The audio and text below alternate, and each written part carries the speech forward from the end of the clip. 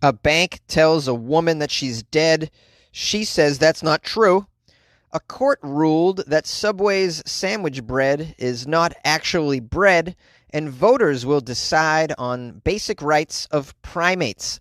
These are the weird stories for Thursday on Weird AF News, the only daily weird news podcast hosted by a comedian.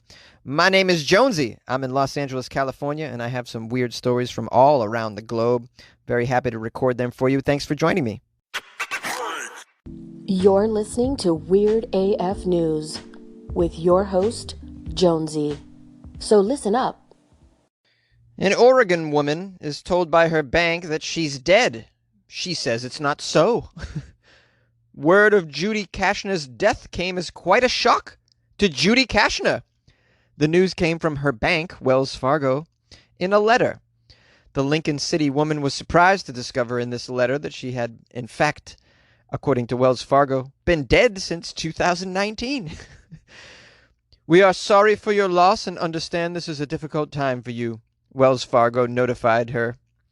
The letter told Kashner, age 76, that credit card payments received after her passing would be applied to transactions made after her death. If this was not your intent, please call us. Well, to Judy, it seemed like a big old joke from Wells Fargo. The kind of computer-generated mistake that plagues modern life at times. But when Judy called Wells Fargo to fix the situation, she got some bad news about her death. What was that news? In addition to notifying Judy of her own death, Wells Fargo also took it upon themselves to tell 3 credit reporting agencies that she also had died.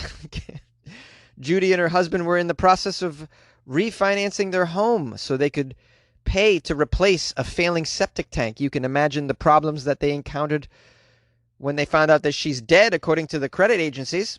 Wow, what a mess. I love that Monty Python movie. I'm not dead yet. The situation got resolved by Wells Fargo, but not before a bunch of non-estate charges were tacked onto her credit card bill. It's still not clear how Wells Fargo got the notion that Judy had died or why it failed to verify that information before acting on that information. Well, I can tell you why. It's because it's Wells Fargo. It's like the worst bank. The worst bank. It would seem to me that you need to see, I don't know, a death certificate to establish that a customer has died before you tell all of her creditors that she's also passed away. Although these non-estate charges still appear on Judy's credit card bill, the bank now tells her she doesn't owe them. Wells Fargo ultimately invited her to the local branch, where she was presented with a signed form called a Declaration of Life. I wonder if they have to make that up on the spot. Hey, do we have a form for this? A form for what? Well, we said a lady was dead, but she's not dead. Yes, let's make one up right now. What should we call it? How about Declaration of Life? Yeah, that's actually much better than Declaration of We Really Screwed Up, so let's go with that one. The lady at Wells Fargo told me I looked good, Judy said. So I did like her for that. Bring out your dead. Oh, here's one. 9 pence. But I'm not dead. What? Nothing. Here's your 9 pence. I'm not dead. He says he's not dead. Yes, he is. I'm not. He isn't. Well, he will be soon. He's very ill. But I'm getting better. No, you're not. You'll be stone dead in a moment. Oh, I can't take him like that. It's against regulations. I don't want to go in the cart. Oh, don't be such a baby. I can't take him. I feel fine. Well, do us a favor. I can't. Well, can you hang around a couple of minutes? He won't be long. No, I've got to go to the Robinsons. They've lost 9 today. Well, when's your next round? Thursday. I think I'll go for a walk. Well, you're not fooling anyone, you know. Look, isn't there something you can do? I feel happy. A court rules that Subway's sandwich bread is not actually bread. Ireland's Supreme Court has issued a ruling declaring that the bread served at Subway does not actually meet the legal definition of bread because of its sugar content. And now you know why Americans are fat AF. This case was brought before the court by Subway franchisee Bookfinders, which claimed that the bread Subway served qualified as a staple food, which in Ireland means that the bread would be exempt from value-added tax, thereby saving Subway some money.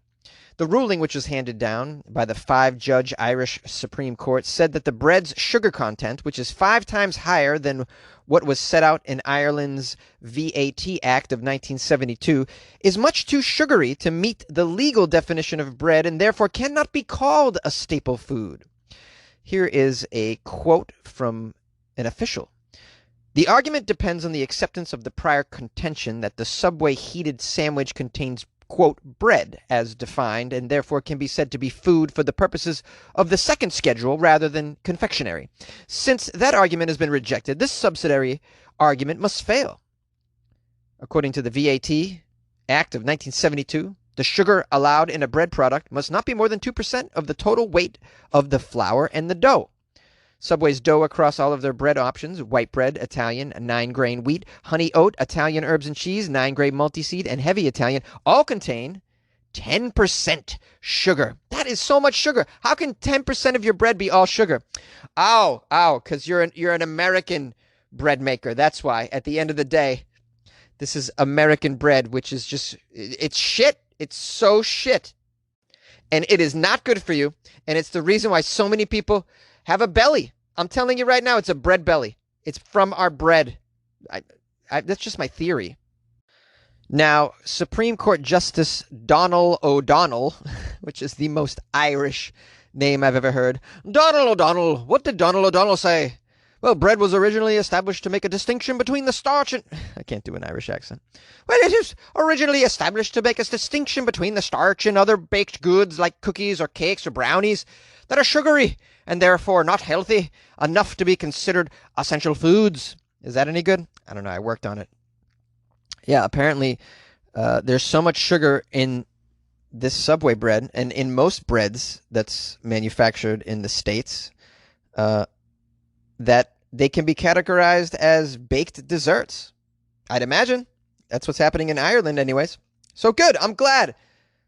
Absolutely. I hope they make a change over here because this bread has got to go through a change. It's got to be real bread. You know, I'll never forget, I met a band from Australia and I was on a talent show with them for, it was a web show on BuzzFeed.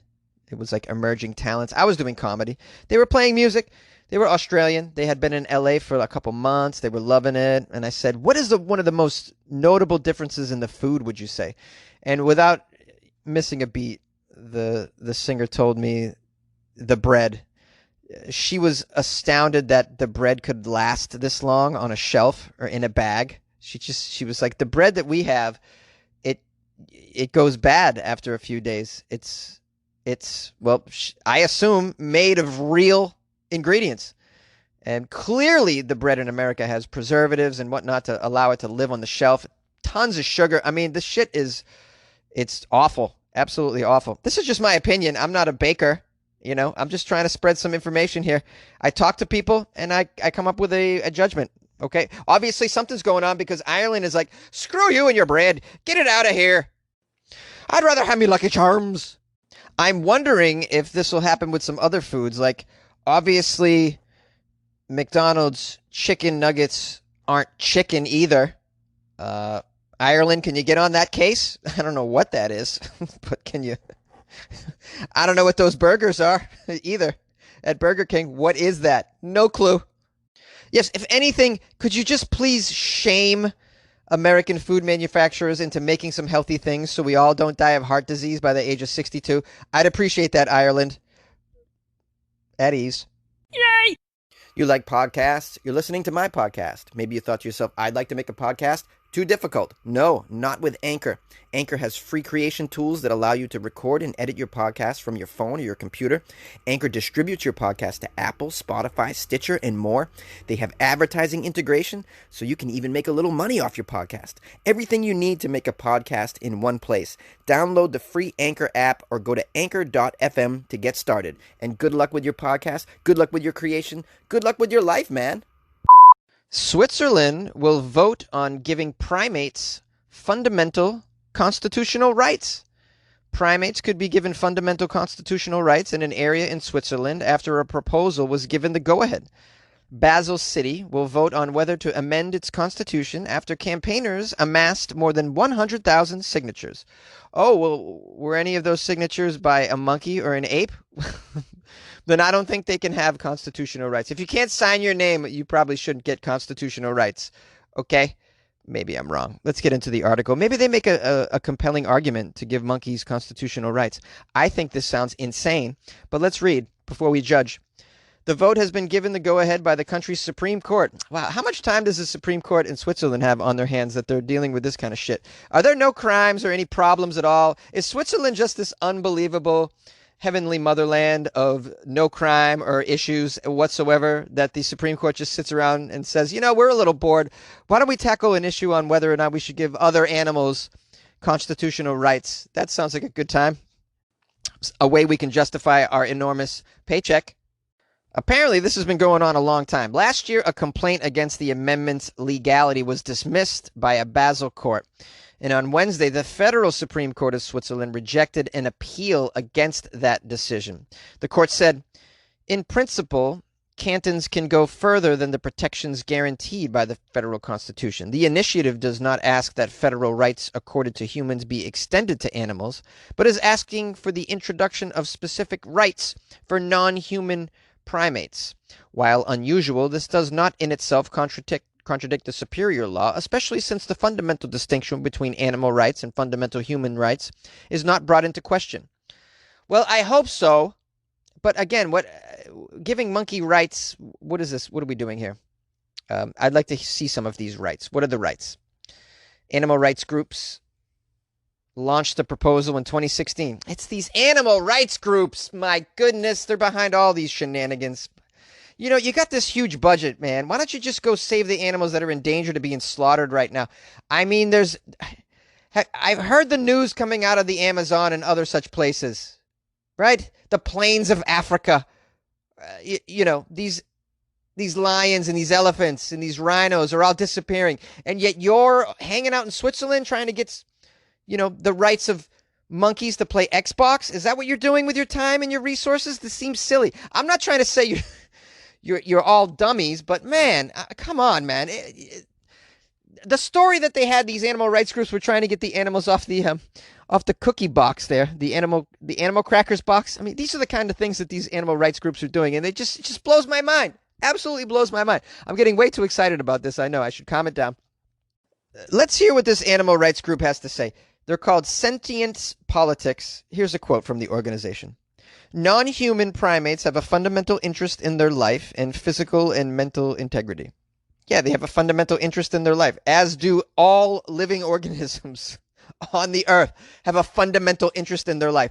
That's why you don't see bugs jumping off buildings to kill themselves. Not that they can die that way, but I've seen bugs fall quite a ways and they don't die, and I'm always like flabbergasted by that fact. But yeah, you don't see other than humans, you don't see other life forms really committing suicide. They all try to continue living. They all have a fundamental interest in living. What makes the primates any more special? Another quote from them is, however, this fundamental interest is hardly ever taken into account by the Swiss animal welfare legislation. Why should it? It's a waste of resources. Does anybody see that? These governments just squander resources with bull crapola like this. Look, I enjoy primates just as much as the next primate. Get it? Because I'm a primate. And I'm all for protecting them. But, you got to do more than just do stuff on paper for these animals, man. Giving them some rights on some document that's just going to sit. By the way, this is only one city in Switzerland. What about the rest of the country? What about the rest of the world that thinks you're out of your mind? What, are you going to go out and give them health insurance as well? I'll bet you if they give monkeys health insurance in Switzerland, it'll be 10 times better than the health insurance I have right here in the United States. I guarantee you. And I wouldn't be surprised if it happened. These Swiss primates are on their way to having a much better quality of life than I am as a broke-ass American here recording in a closet. I tell you right now, I would trade spaces in a minute. Just get lifetime supply of bananas. Well, my fellow weirdos, once again, we've come to the end of another episode of Weird AF News, bringing you some weird news from around the world. with a comedic spin and sometimes an angry rant. I apologize. I apologize for that. Animal rights groups just get me, man. I want to give some shout outs. Some people that reached out to me on Instagram. Ninja Jez reached out to me and said, "Hey Jonesy, just wanted to say you're absolutely awesome to listen to on Weird AF News. Your news is on my auto list every night because I'm in Australia. That's when I get that daily news. Wish you the best, bro. Keep up the awesome work. P.S. A lot of my friends now listen to you since I showed them your podcast. From Australia, you rock. You rock, Ninja Jez. I love my Aussies, man. I don't have a lot of fans in Australia, but man, they're definitely loyal, wild fans. I did have who was the fella? Hey, are you still listening? Australian dude that makes coffee, the guy with the coffee stand, sent me a pound. So good, so good. I forget his name, but please reach out to me and let me know you're still doing your thing. I'd like to know if you're still slinging your coffee during the pandemic. Also, big shout out to on Instagram Wild Breeze from Georgia, who wrote, I listen every morning as a Google routine after my alarm goes off. Pretty funny and entertaining. I think you're pretty awesome. You keep it interesting, to say the least. LOL, Jonesy. Oh, yes. Her name is Breeze. Oh, that's Breeze from Georgia. Yeah. I had to look for the name here in our conversation. But yeah, Instagram fans, nice. I appreciate you guys reaching out to me. I love to hear from fans. You can also email me as well, funnyjones@gmail.com. My Instagram is @funnyjones. You could call the show anytime, too, 646-450-2012.